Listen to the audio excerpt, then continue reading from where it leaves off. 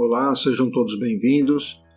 Vamos dar continuidade ao nosso estudo a respeito do diálogo de Jesus com a mulher samaritana, que está no capítulo 4 do Evangelho de João.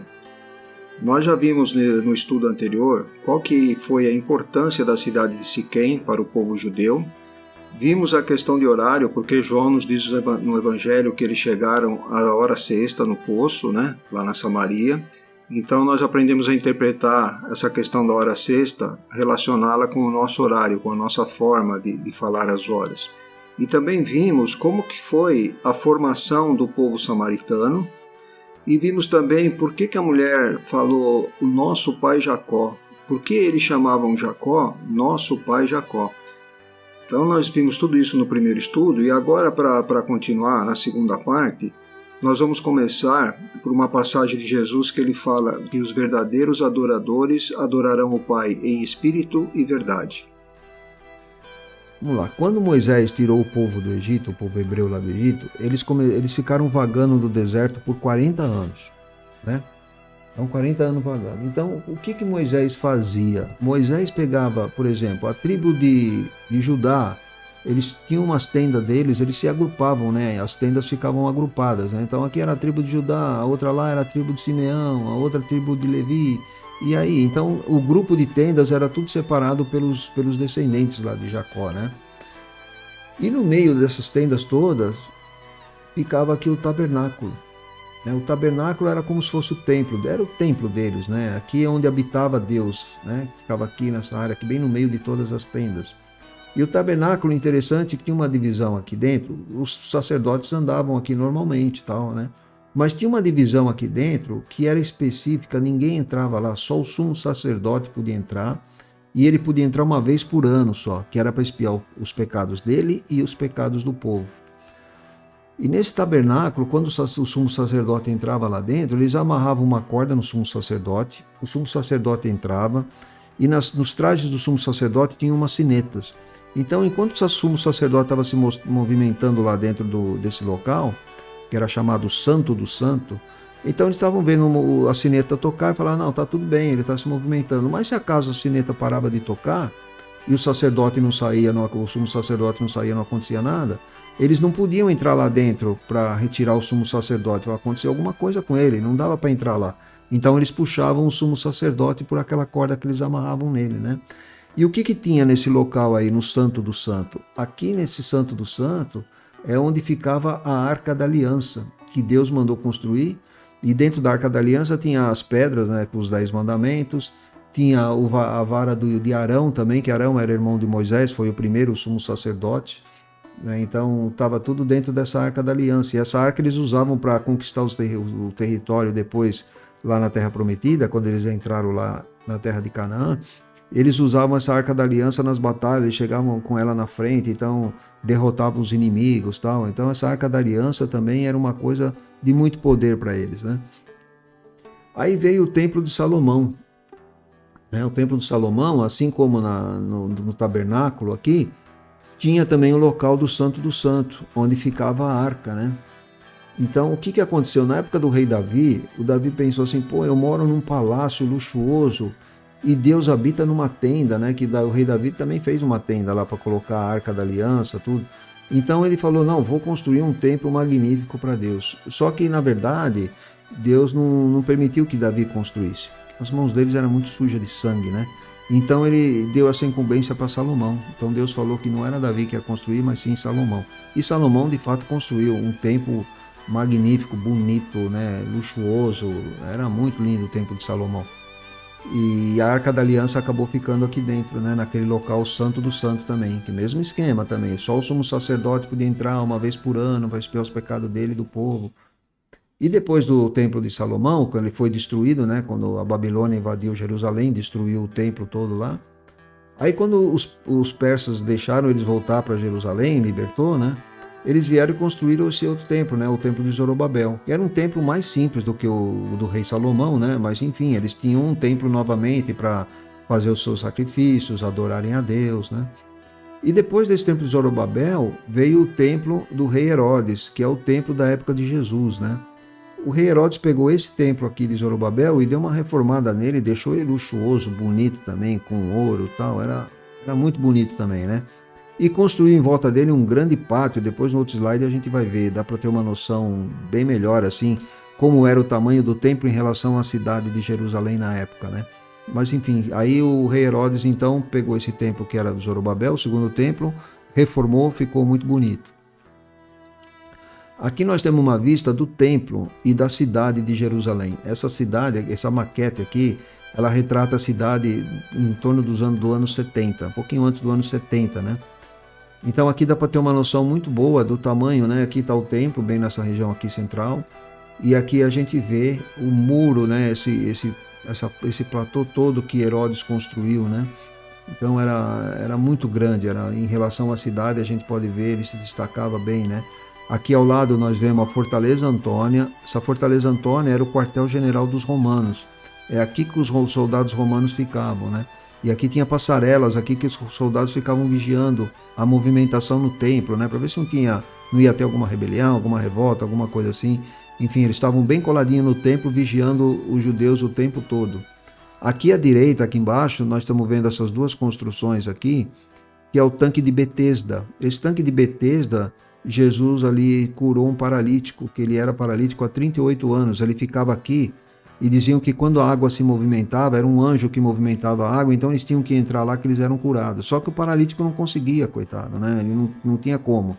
Quando ele ia, já tinha parado tudo. Então Jesus simplesmente chegou e falou: levante, pegue seu leito e vá, né? E aconteceu isso. Então ele fez um milagre aqui do paralítico de 38 anos que ele era paralítico, e Jesus curou ele. Aqui nesse canto à esquerda aqui inferior, no muro aqui, vamos dizer assim, do templo, né? Do pátio do templo, aqui era o pináculo do templo. Lembra quando Jesus ficou lá no deserto 40 dias, que Satanás tentou ele, trouxe ele no pináculo do templo? É aqui, ó. Essa região aqui é o pináculo do templo. Bom, vamos para o outro slide que dá para ver mais uns outros detalhes aqui, né? Mas antes disso, vamos ver aqui essa região toda que está dentro das linhas vermelhas. Provavelmente não existia na época de Jesus, foi construído depois da época de Jesus aqui. E essa parte aqui, esse círculo em vermelho, é o Gólgota, onde Jesus foi crucificado, né? Aqui era o local da crucificação de Jesus. Então vamos lá agora para o outro slide. Então aqui, essa vista aqui, nós vimos aqui essa parte aqui embaixo, à esquerda, essa cidade aqui, era a parte mais humilde da cidade, né? A parte baixa de Jerusalém, onde morava o povo mais humilde. Aqui na parte alta já era o povo mais com posses, assim, comerciantes, né? Alguns romanos que moravam aqui. Então aqui era um pessoal já um pouco de posse, né?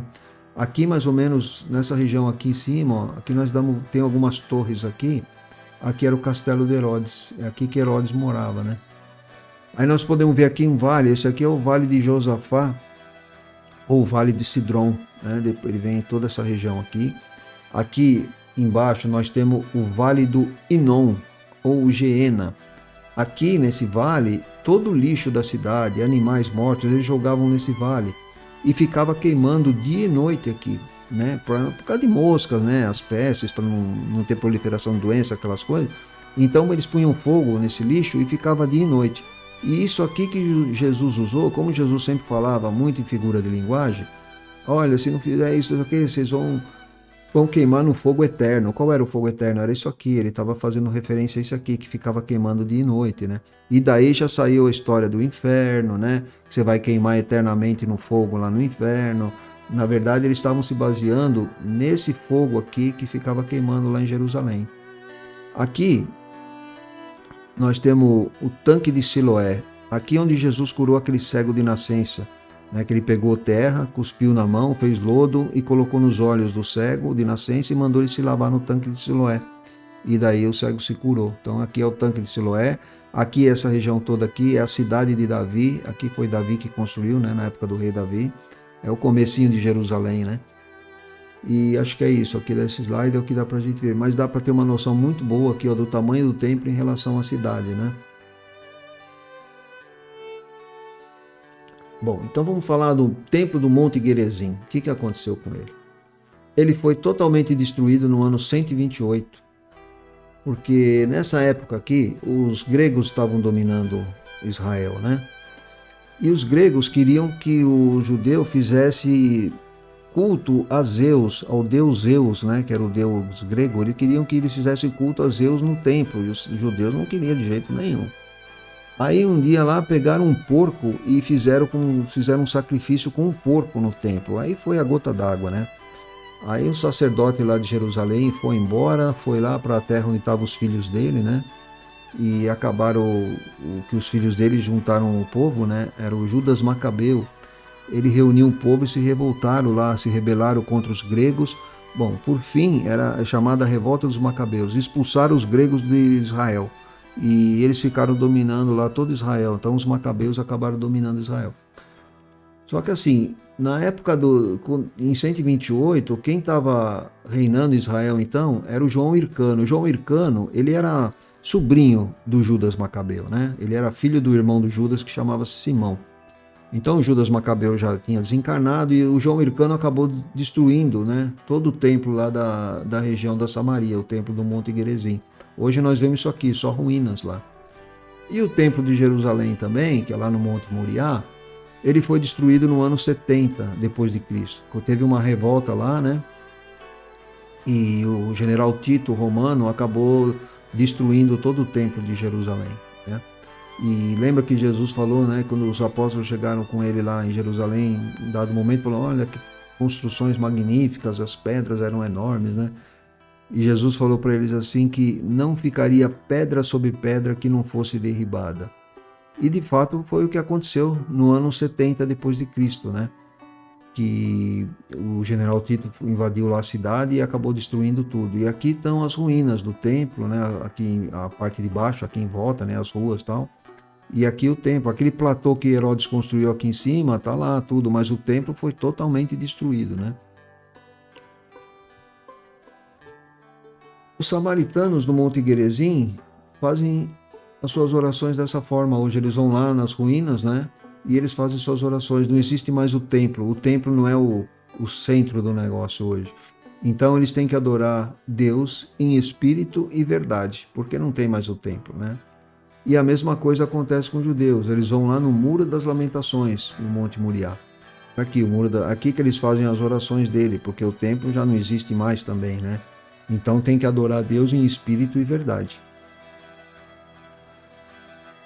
Aqui hoje nós temos uma vista do que é onde era o local do templo. Aqui está toda aquela construção do Herodes, né? Aqui é o pináculo lá do templo, né? Então aqui toda aquela construção do Herodes. E o que nós temos aqui hoje são duas mesquitas muçulmanas. O Domo da Rocha, que é essa daqui, e essa outra aqui, a mesquita de Al-Aqsa. Então são duas mesquitas muçulmanas que estão hoje naquela área que era do templo. E aqui nós vemos aqui embaixo, nesse muro amarelo, é o Muro das Lamentações. Então por que os judeus fazem as suas orações aqui, nessa parte do muro, e não é aqui, por exemplo, ou aqui do lado, é bem aqui? Porque aqui é o local que fica mais próximo onde era o Santo do Santo, né? O templo ficava aqui antigamente, e mais ou menos aqui no meio, assim, ó. E o Santo do Santo era o local, ficava aqui mais próximo dessa parte do muro. Então eles fazem as orações daqui, que é o local mais próximo do Santo do Santo, onde ficava aquela Arca da Aliança, né? Que no final da história, aquela Arca da Aliança que ficava no Santo do Santo, quando a Babilônia invadiu, a Arca da Aliança sumiu, né? Não foram os babilônios que levaram embora, não. Acho que Jeremias, na época, mandou retirar ela de lá, esconder em algum lugar, escondeu tanto que hoje ninguém sabe onde está essa Arca da Aliança, né? Então, enfim, os judeus, eles fazem as orações aqui no Muro das Lamentações, que é o local mais próximo do Santo dos Santos. Bom, aí nós vamos pegar em Lucas 17, Jesus falou assim: o reino de Deus está dentro de vós. E em João 2 ele falou: destruí esse templo e em 3 dias eu o levantarei.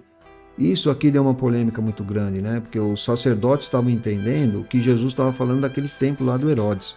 Então eles falaram: pô, mas o templo levou 48 anos para ser construído e ele vai falar que vai derrubar ele em 3 dias, vai levantar de novo. Então, quando eles levaram Jesus a Pilatos, né, foi uma das coisas que eles argumentavam, né, que Jesus tinha falado, tal, que era essa questão de destruir aquele templo lá.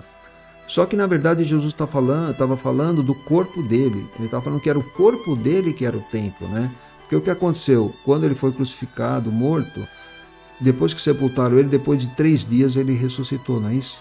Então ele estava falando era do corpo dele, que o corpo era o templo. E para nós a mesma coisa, o nosso corpo é nosso templo. Que nós pegamos lá na questão 621 do Livro dos Espíritos, né, Kardec perguntou onde estava a lei de Deus, e os Espíritos responderam que ela estava na nossa consciência. Então as leis de Deus estão dentro de nós, na nossa consciência. Então o nosso corpo é o templo hoje, né? Então a gente tem que cuidar do nosso corpo, né? Não vou falar, não, então não pode ir em igreja, não pode ir em centro, não pode fazer oração em conjunto, né? Não, não é nada disso, né? Na verdade, assim, Jesus também falou, né? Onde 2 ou mais estiverem em meu nome, ali eu estarei. Então, ele vai estar lá também, Jesus vai estar lá, Deus vai ouvir nossas orações na igreja, no templo ou no centro espírita, não é isso, né? É que a verdade é assim, o grande negócio não é o templo de pedra, né? É o nosso corpo, nós somos o verdadeiro templo, né? Ali é um local que a gente se agrupa, né? Que a gente vai fazer nossas orações, né? Porque Jesus vai estar presente ali, como ele falou, né? Quando tivesse mais que 2, ele estaria lá, né? Mas o sagrado, vamos dizer assim, é o nosso corpo, não é o templo, né? Não é a igreja, aquela igreja, não é idolatrar a igreja ou um templo, é idolatrar, na verdade é o nosso corpo que é o templo, né? Bom, aí nós vamos falar da salvação vem dos judeus. O nome Jesus em hebraico é Yeshua. Esse é o nome em hebraico de Jesus. Então era assim que ele era chamado na época lá, Yeshua. E Jesus ele era judeu.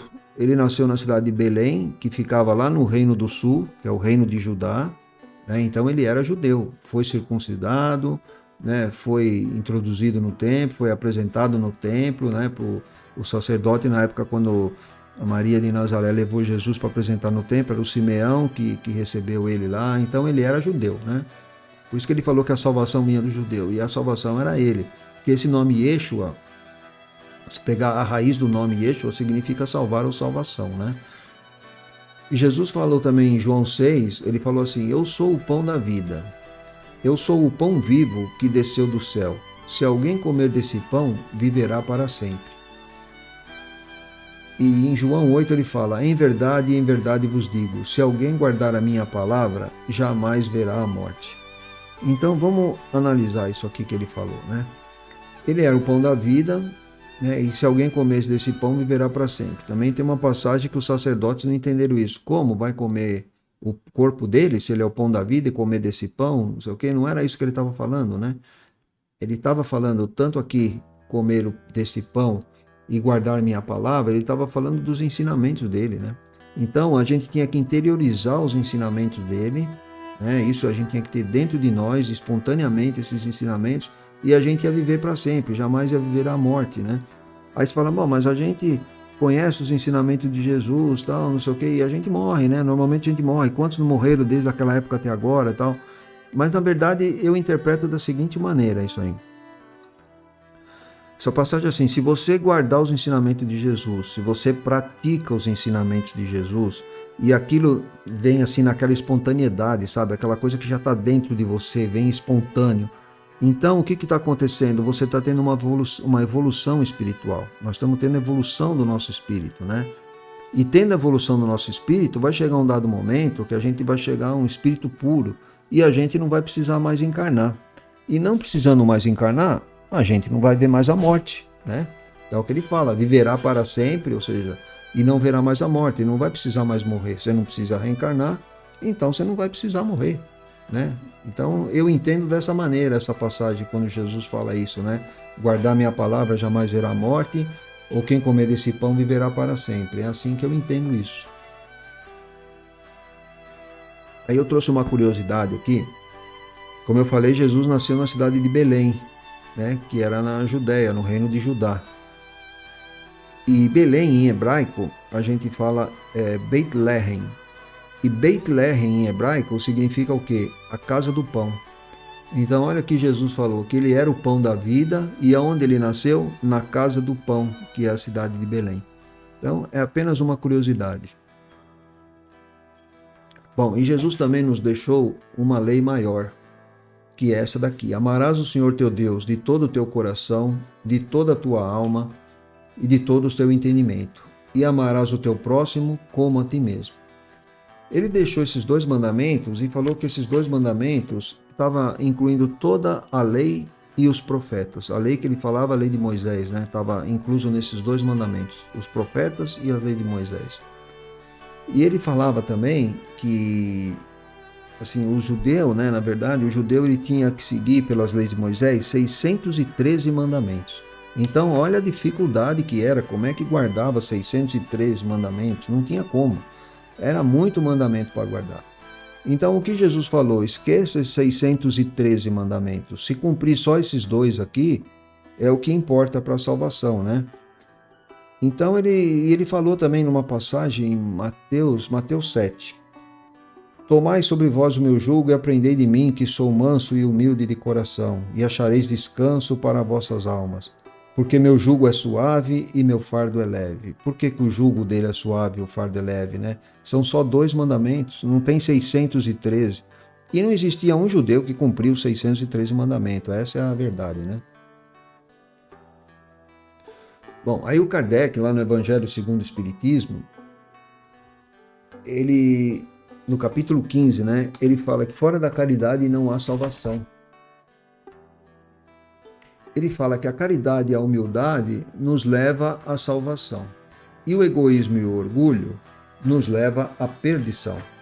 E fala que não se pode verdadeiramente amar a Deus sem amar o próximo e nem amar o próximo sem amar a Deus. Quer dizer, esses 2 mandamentos, eles estão intimamente ligados. Não tem como, né? Se você ama a Deus, você vai amar o seu próximo, né? Que vai amar a Deus, você vai orar a Deus, né, numa igreja, ou num templo, ou no centro, e depois você encontra um irmão seu nesse estado, né, não dá a mínima, vira as costas, fingindo, isso não é comigo, não é comigo, né, que eu tenho que, o meu negócio é orar a Deus, é ficar lá cultuando Deus, né, então não é bem assim, né. A gente tem que amar o próximo. Já que a gente verdadeiramente ama a Deus, a gente tem que amar o próximo também. E ajudar o próximo naquilo que a gente puder, dentro das nossas condições, né? E porque assim, para nós, para o espírita, como é que a gente tem que entender a salvação? A salvação ela não é um episódio único, definitivo, igual fala a religião, né? Você tem só essa única vida, né? E depois da morte você vai ser salvo ou vai queimar no fogo eterno do inferno. Não é isso daí, né? Não é nesse único episódio dessa vida que a gente vai conseguir nossa salvação, né? A salvação, na verdade, ela é uma condição moral, né? Que se estabelece desde a nossa existência e vai prosseguir além dessa existência, para outras existências, né? Essa condição moral vai se seguir para as outras e aí lá na frente a gente vai conseguir essa salvação, né? Então ela não se refere a um lugar, essa salvação, é um estado da nossa alma, né? Que a gente tem, né?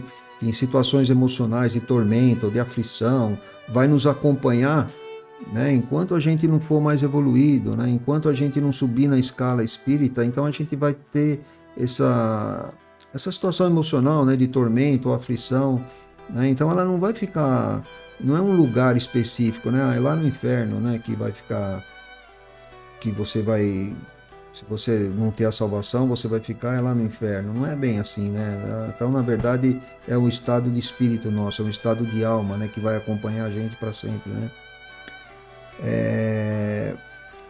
E a caridade, né? Que nem Kardec fala que a caridade é a salvação, né? A caridade, ela é uma conquista que tem que ser de todo ser, né? Como todo nós, assim, todo nós. E ela tem que se manifestar de uma forma assim espontânea, contínua, né? A gente tem que estar com isso aqui dentro da gente assim de maneira contínua, assim, é automático o negócio, né? Vamos dizer assim, tem que ser um negócio automático, né? E as pessoas que fazem o bem pelo verdadeiro sentimento de amor ao próximo, elas se movem por um sentimento de recompensa interior. Então ele se sente recompensado interiormente, né? E também não precisa ser divulgada, né, esse amor ao próximo, todo esse trabalho não precisa ser divulgado, não precisa ser reconhecido externamente, ninguém precisa reconhecer isso, né? Não há necessidade de divulgar, nem de aplauso, nem de recompensa externa. A satisfação vem de dentro da gente, né? E isso aí é o suficiente, né? Para quem pratica a caridade é o suficiente, né? Você ter essa satisfação interior, né? Então é isso aí que no fim vai levar a gente à salvação, né? A caridade, a humildade, a fraternidade, é tudo aquilo que Jesus nos ensinou, né? Então é isso aí que nos leva à salvação, é a prática de todo o ensino de Jesus. Bom, aí nós vamos pegar em Tiago, capítulo 2, ele fala: mas dirá alguém, tu tens a fé e eu as obras. Mostra-me a tua fé sem as tuas obras, e eu te mostrarei a minha fé pelas minhas obras. Porque assim como o corpo sem o espírito está morto, assim também a fé sem as obras é morta. Né? E aí a gente vai ver que Jesus, ele fala em Mateus 7, ele fala que nem todo aquele que diz Senhor, Senhor entrará no reino do céu, senão o que faz a vontade de meu Pai que está nos céus. E por que ele está falando? Não é Senhor, Senhor, não é você ficar orando lá, orando, aquilo que eu falei antes, né? E você vê algum irmão, alguma pessoa em dificuldade e você dá as costas como, ó, não é comigo esse negócio não, isso é problema dele, né? Cada um com seus problemas, né? Não é bem assim, né? Então não adianta chegar lá e ficar Senhor, Senhor, não sei o que, e depois não ajuda o próximo, não adiantou nada, né? E a Madre Teresa, ela tem uma frase, mais ou menos assim, né? Ou é assim mesmo... as mãos que trabalham são mais valiosas do que os lábios que rezam. Então é isso, né? Você rezar tem a sua importância, óbvio, né? Não vamos falar que não também, né? Mas também você tem que fazer por onde, né? Fazer as obras, ajudar o teu próximo, né? Aí você fala assim, mas pô, eu não tenho muita condição de ajudar meu próximo, porque às vezes o próximo não precisa só de dinheiro, não é uma esmola, não é uma condição financeira só que precisa, não, né? Ou às vezes precisa até pouco, né? Então não é o quanto nós fazemos, mas o quanto amor a gente vai colocar naquilo que fazemos. E também não é o quanto a gente vai dar numa esmola eventualmente, né? Mas com quanto amor a gente está dando aquilo. Então não importa o valor, né? Tem uma passagem de Jesus que está em Marcos capítulo 12. É uma senhora que era uma pobre viúva lá, ela foi fazer um donativo no templo, né? E tinha muitas pessoas fazendo donativo, os que tinham mais dinheiro, mas tinha pondo muita moedinha lá de donativo e tal. E ela chegou lá e colocou só 2 moedinhas pequenininhas, né? Aí Jesus chamou os discípulos dele, né? E disse assim que essa pobre viúva tinha posto mais que todos os que puseram lá na arca do tesouro, que ele chamava, né? Porque tudo ali, todos aqueles que tinham posto ali, estava pondo aquilo que sobrava. Mas ela, com a pobreza dela, ela pôs tudo que ela tinha, né? Para o sustento dela. Então ela estava dando muito mais do que aqueles outros lá. E ela estava dando com amor, né? Com convicção no negócio, né? Os outros punham por pôr, né? Aquela coisa, eu tenho que doar lá, então eu vou doar, vai, não sei o que, isso não me faz falta. Mas para ela não, olha a falta que fazia aquelas 2 moedinhas para ela, né? Então, assim, é uma coisa muito importante essa questão de obras, né? De fazer, e fazer o quanto a gente pode fazer com amor, né?